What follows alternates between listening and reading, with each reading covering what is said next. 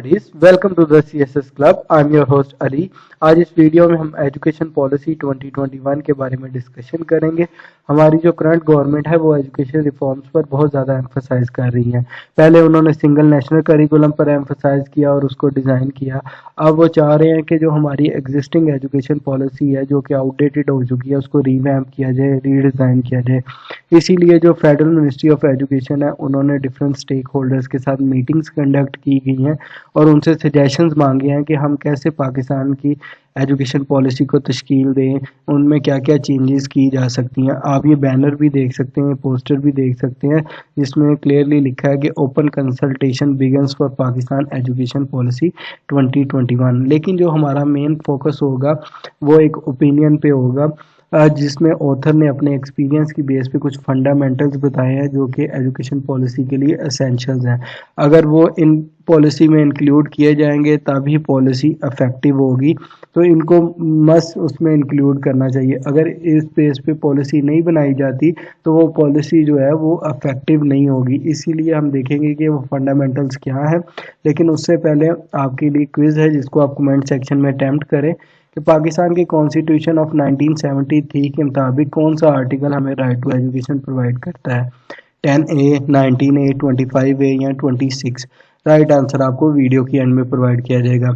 अब हम देखते हैं कि गवर्नमेंट के फोकस किन एरियाज़ पे होगा, कौन से की एरियाज़ होंगे इस पॉलिसी में, उनको डिस्कशन में लाते हैं। पाकिस्तान का जो एजुकेशन सिस्टम है वो 3 से 4 हिस्सों में बटा हुआ है।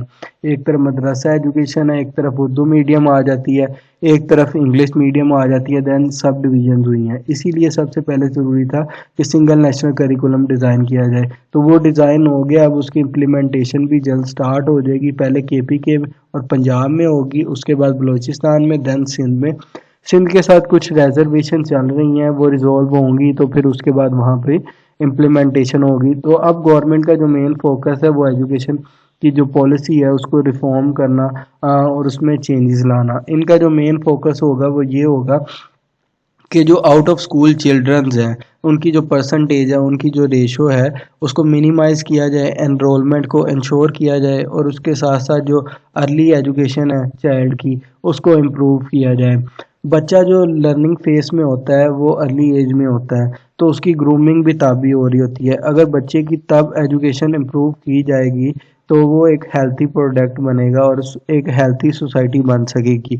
इसीलिए वो कह रहे हैं कि जो वोकेशनल एजुकेशन है उसको रिवैम्प करें और उसके साथ साथ मेन फोकस जो होगा वो एजुकेशन और डिजिटल रेवोल्यूशन पे होगा।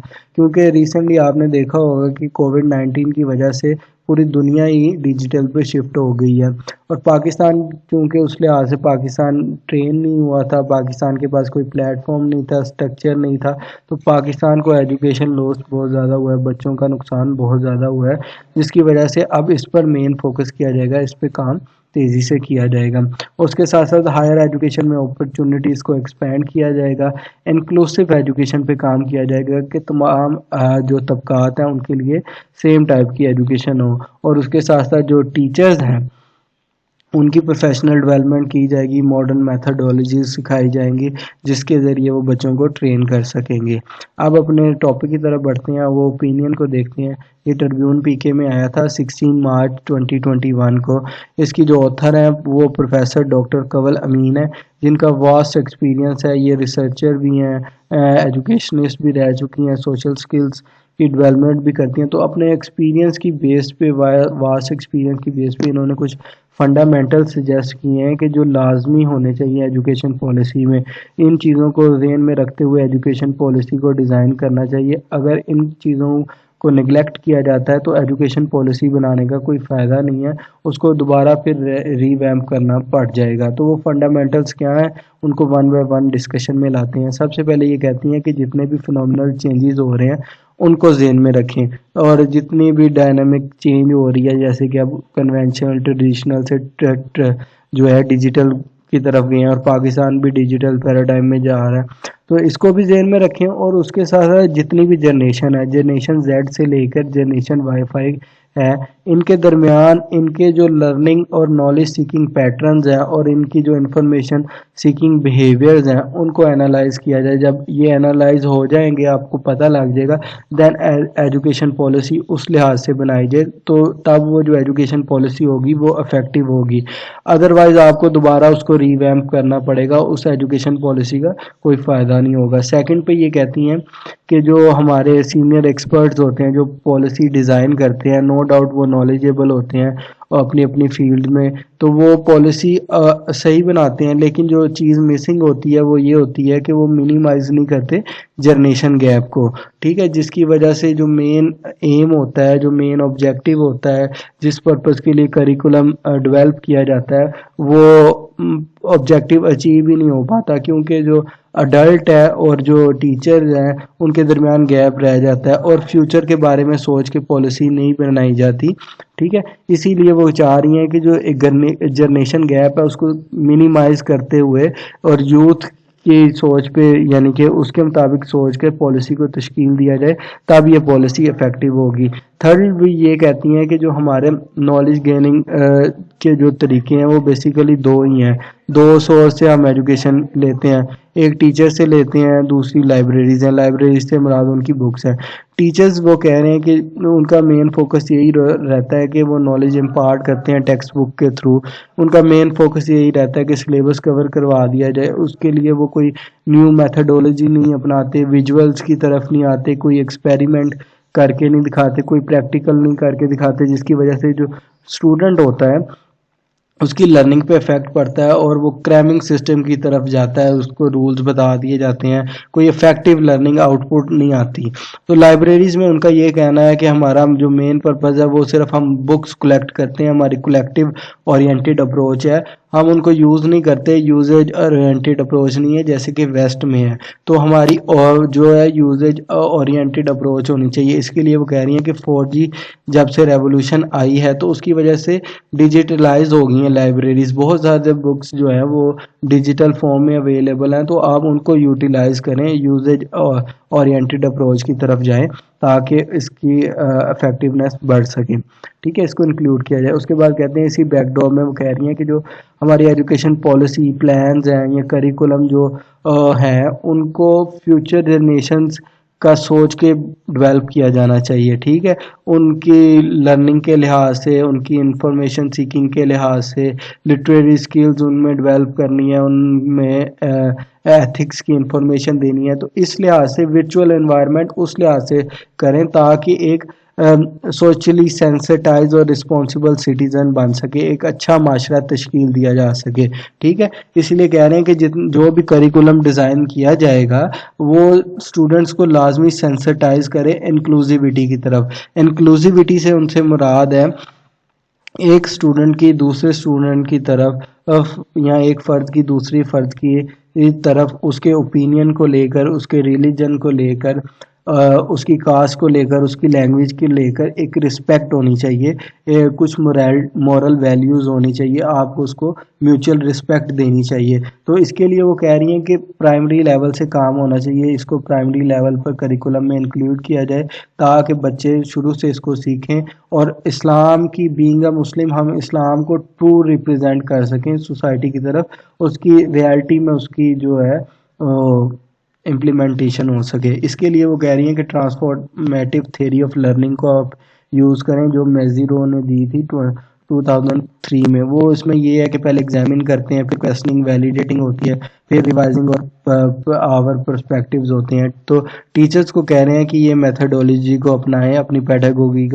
پیڈاگوجی کا پارٹ بنائیں اور اس کو امپلیمنٹ کریں اسٹوڈنٹس پہ تاکہ ایک افیکٹو لرننگ ہو سکے. تو اس کو بھی آپ کو ایجوکیشن پالیسی کا پارٹ بنانا ضروری ہے. اس کے بعد وہ سکلز پہ بات کرتی ہیں کہ 21st سینچری میں جو ہے آپ کو کچھ سکلز کی ضرورت ہے. یہ سکلز اسٹوڈنٹ میں مسٹ ہونی چاہیے تاکہ وہ مارکیٹ کی اور انڈسٹری کی نیڈز کو پورا کر سکے، اس پر پورا اتر سکے اور جو اس نے نالج گین کیا ہے उसको वो इम्पार्ट कर सके और यूटिलाइज कर सके। इसलिए वो कहते हैं आपको स्टूडेंट में 3 तरह की स्किल्स पैदा करनी पड़ेंगी, लर्निंग स्किल्स हैं, लिटरेसी स्किल्स हैं, लाइफ स्किल्स हैं।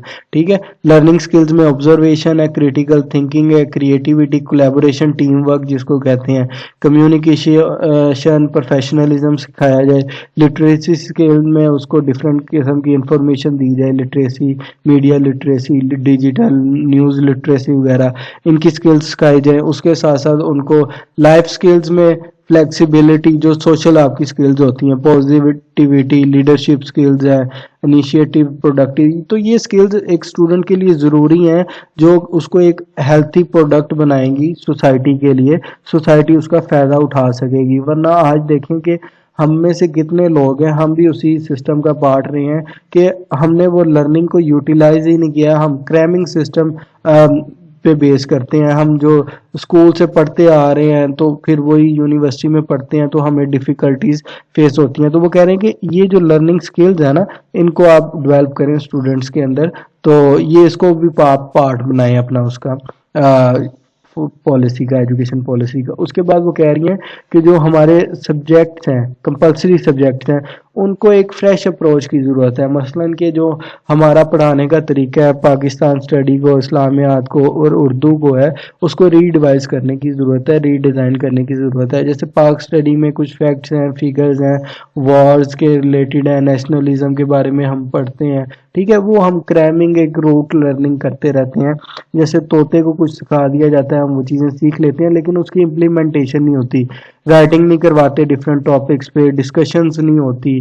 तो इसकी वजह से जो है हम डाइकोटमीज, जो डिफरेंट डाइकोटमीज होती हैं, उन पे हम कोई चीज़ कलेक्टिव कोई चीज़ बना ही नहीं पाते। जैसे कि नेशनलिज्म को लेके ह्यूमनिज्म या इस्लामिज्म, तो हम कुछ प्रोड्यूस ही नहीं कर पाते। तो वो कह रहे हैं कि जो कंपलसरी सब्जेक्ट हैं इसको करें। तो पाक स्टडी में उन्होंने ये अप्रोच दी है। इस्लामिक स्टडी का वो कह रहे हैं कि हमने सिर्फ इस्लामिक स्टडीज़ को कुछ फंडामेंटल चीज़ें जिसमें नमाज, रोज़ा, ज़कात है, इन चीज़ों के लिए रखा हुआ है इसी बैनर के नीचे। लेकिन वो कह रहे हैं कि इसको हम को बैनर को वास्ट करना चाहिए, इसको एक्सपेंड करना चाहिए, इसको हम इस्लामिक स्टडीज़ का नेम हटा के हम इसको ऐसे भी तो कर सकते हैं, ethics in Islam for Muslim students, या फिर हमने जो क्रिश्चियन स्टूडेंट्स हैं उनके लिए एथिक्स का एक अलग सब्जेक्ट दे दिया है जो कि डिवर्ज करता है हमारे इंटरेस्ट के। हमारा जो मेन फोकस है वो यही है कि जो इस्लाम ने हमें टीचिंग्स दी हैं वो दूसरों तक पहुंचाना।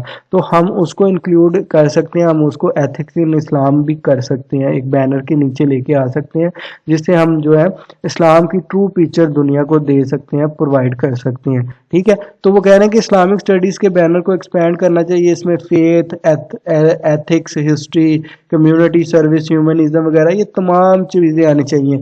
और इसके साथ साथ जो हमारी इस्लामिक टीचिंग्स है वो क्या है, वो फंडामेंटल मिडेवल एरिया इसकी चलती आ रही हैं, 14वीं सदी के जो चल रही हैं। अब जो चैलेंजेस है, अब जो मसाइल दरपेश हैं वो डिफरेंट हैं। तो हम अगर स्टूडेंट को वही चीज़ें पढ़ाएंगे तो वो जो है कनेक्टिविटी नहीं डेवलप कर सकेगा मॉडर्न कॉन्टेक्स्ट में, उसको चैलेंजेस दरपेश होते हैं। तो इसीलिए आपको चाहिए कि एक फ्रेश अप्रोच हो इस्लामिक स्टडीज़ को लेकर, ताकि जो मॉडर्न वर्ल्ड के कॉन्टेक्स्ट में उसको इस्लामिक स्टडीज़ पढ़ाई जाए, तो ये इफेक्टिव होगी। इसको आप अपना पार्ट बनाए एजुकेशन पॉलिसी का।